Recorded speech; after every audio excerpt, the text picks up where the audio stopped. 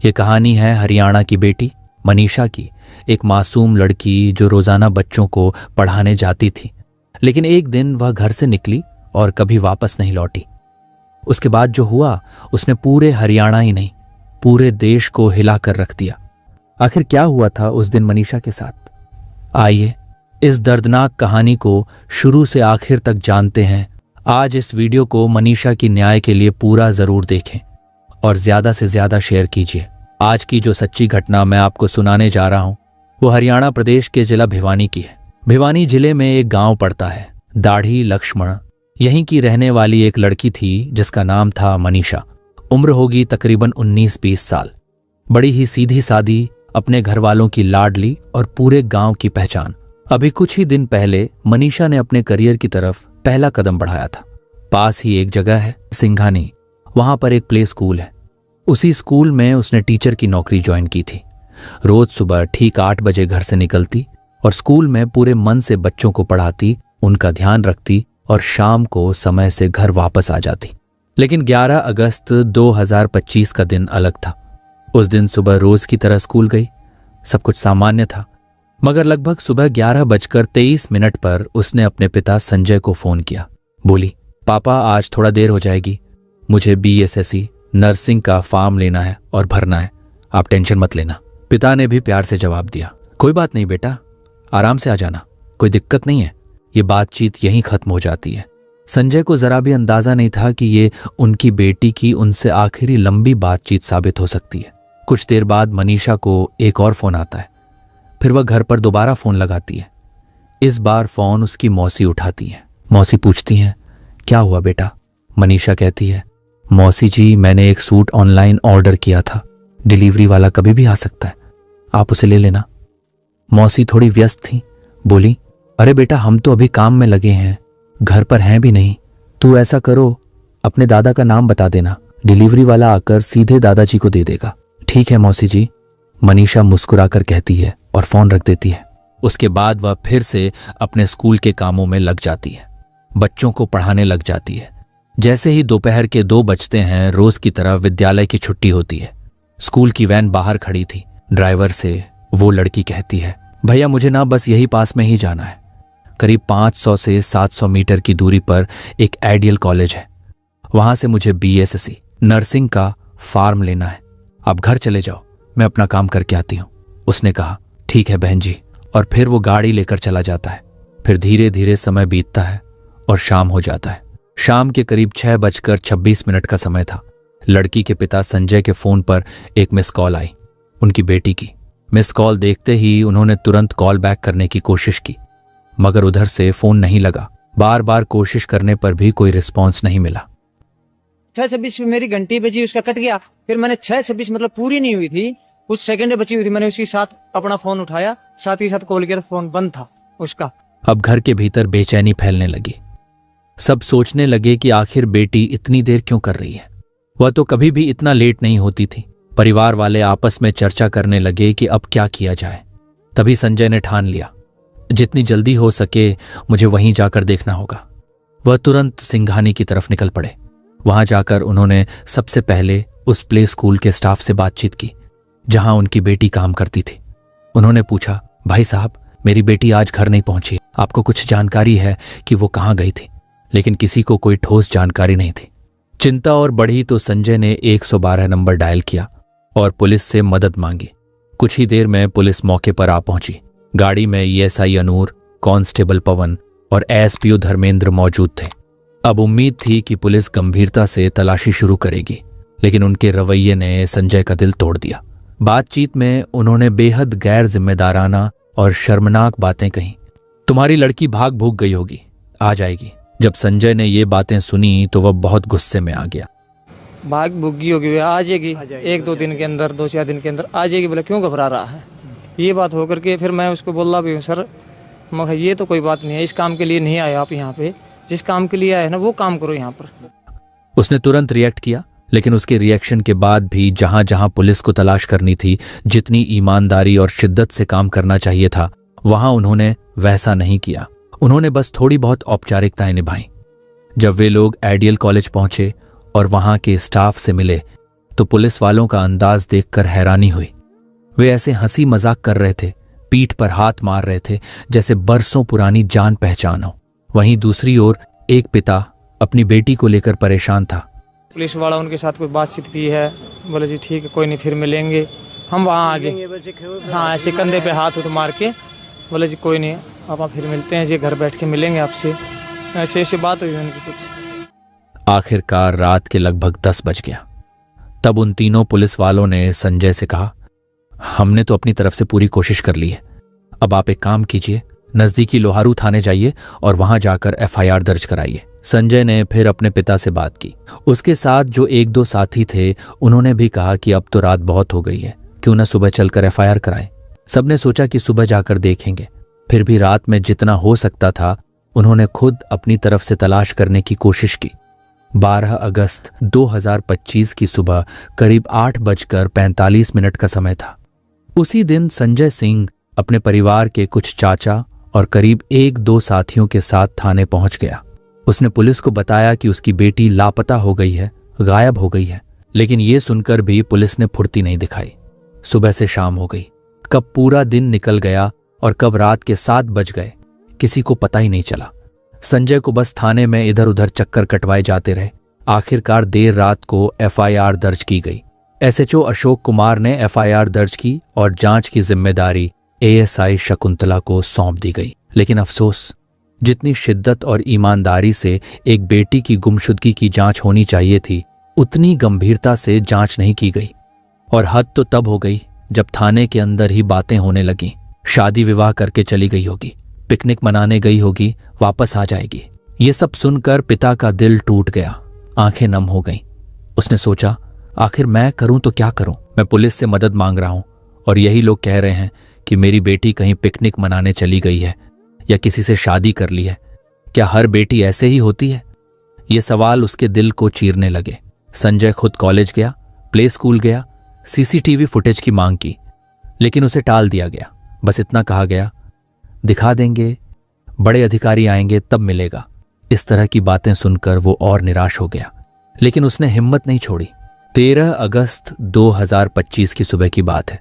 वो फिर विद्यालय की ओर गया, ये जानने के लिए कि कहीं सीसीटीवी फुटेज में उसकी बेटी दिखे तो सही। इसी बीच पुलिस चाहती तो उसकी बेटी का सीडीआर निकलवा सकती थी, लोकेशन ट्रेस कर सकती थी, लेकिन पुलिस ने मामले को गंभीरता से नहीं लिया। इसी दिन 13 अगस्त 2025 को लोहारू थाना क्षेत्र के गांव सिंघानी की नहर के पास एक बॉडी बरामद हुई। गांव वालों ने तुरंत पुलिस को सूचना दी। जांच अधिकारी एएसआई शकुंतला ने संजय को फोन किया और कहा, संजय आपको तुरंत आना होगा, हमने एक बॉडी पाई है, जरा देख लीजिए कि कहीं ये आपकी बेटी तो नहीं। ये सुनकर संजय के पैरों तले जमीन खिसक गई। उसका पूरा परिवार रोता बिलखता वहां पहुंचा। बेटी के कपड़ों से उन्होंने उसकी पहचान की, लेकिन जिस रूप में बेटी की लाश मिली उसकी आंखें बाहर निकली हुई थीं, भोजन और श्वास की नली बाहर खिंची हुई थी। उसकी गर्दन पर चांद जैसे आकार का एक गहरा जख्म था, करीब 29.5 सेंटीमीटर चौड़ा और 16 सेंटीमीटर लंबा। बेटी की लाश देखकर गांव वाले भी स्तब्ध रह गए। भीड़ बढ़ती चली गई। पुलिस ने बॉडी को कब्जे में लेकर पोस्टमार्टम के लिए भिवानी अस्पताल भेज दिया। पोस्टमार्टम शुरू होते ही ये खबर पूरे इलाके में आग की तरह फैल गई। 14 अगस्त को गुस्से से भरे लोग सड़कों पर उतर आए। हर किसी के मन में यही सवाल था, क्या एक गरीब मजदूर की बेटी की कोई कीमत नहीं? अगर यही बेटी किसी मंत्री, किसी विधायक या किसी बड़े आदमी की होती तो क्या पुलिस ऐसे ही लापरवाही करती? लोगों का गुस्सा बढ़ता गया। धरना प्रदर्शन शुरू हो गए। पूरे इलाके में न्याय की मांग गूंजने लगी। 14 तारीख के बाद जब मनीषा का पोस्टमार्टम हुआ तो पुलिस ने बॉडी परिवार वालों को सौंप दी, लेकिन घर वालों ने साफ कह दिया, जब तक हत्यारे नहीं पकड़े जाएंगे हम बेटी का शव नहीं लेंगे, अब चाहे कुछ भी हो जाए। परिजनों का गुस्सा बढ़ता ही गया। उनके समर्थन में लोग बड़ी संख्या में सड़कों पर उतर आए और ऐलान कर दिया कि हत्यारे पकड़ो, नहीं तो बॉडी नहीं उठाएंगे। 16 और 17 अगस्त को माहौल और गर्म हो गया। पूरे प्रदेश में बवाल मच गया। लोग सड़कों पर उतर आए। घंटों घंटों रोड जाम हो गए। स्कूल कॉलेज बंद, दुकानें बंद, बाजार ठप। हर जगह बस एक ही गुस्सा था, मनीषा के इंसाफ का। इस दबाव में कहीं ना कहीं पुलिस और सरकार की नींद टूट गई। मुख्यमंत्री तक को बयान देना पड़ा। बड़े बड़े अफसर, चाहे एसएसपी हों, आईजी हों या डीआईजी, सब मौके पर पहुंचकर आश्वासन देने लगे कि पूरी ईमानदारी से जांच होगी और जल्द ही आरोपियों को गिरफ्तार किया जाएगा। इसी बीच कार्रवाई भी हुई। उस वक्त के एएसपी मनवीर सिंह का तबादला कर दिया गया और 2014 बैच के आईपीएस सुमित कुमार को चार्ज सौंपा गया। एसएचओ अशोक कुमार को लाइन हाजिर कर दिया गया। एएसआई शकुंतला, जो इस केस को लापरवाही से देख रही थी, उसे सस्पेंड कर दिया गया। इसी तरह पीसीआर पर मौजूद ईएसआई अनूप, कांस्टेबल पवन और एसपीओ धर्मेंद्र को भी निलंबित कर दिया गया। लेकिन जनता और भड़क गई। उनका कहना था, ट्रांसफर कर दोगे फिर से चार्ज मिल जाएगा, सस्पेंड कर दोगे बाद में बहाल हो जाएगा। लेकिन क्या हमारी बेटी वापस आ जाएगी? अगर पहले ही ईमानदारी से काम होता तो शायद वो जिंदा होती। इस गस्से की लपट झज्जर, जिंद, फतेहाबाद तक फैल गई। पक्ष हो या विपक्ष, रोडवेज यूनियन, छात्र छात्राएं, व्यापारी, सब सड़कों पर उतर आए। देखते देखते पूरा प्रदेश ही नहीं, आसपास के राज्यों तक में लोग एक सुर में बोलने लगे, ईमानदारी से जांच करो, हत्यारों को पकड़ो। जब तक ऐसा नहीं होगा तब तक बॉडी नहीं लेंगे, अंतिम संस्कार नहीं करेंगे।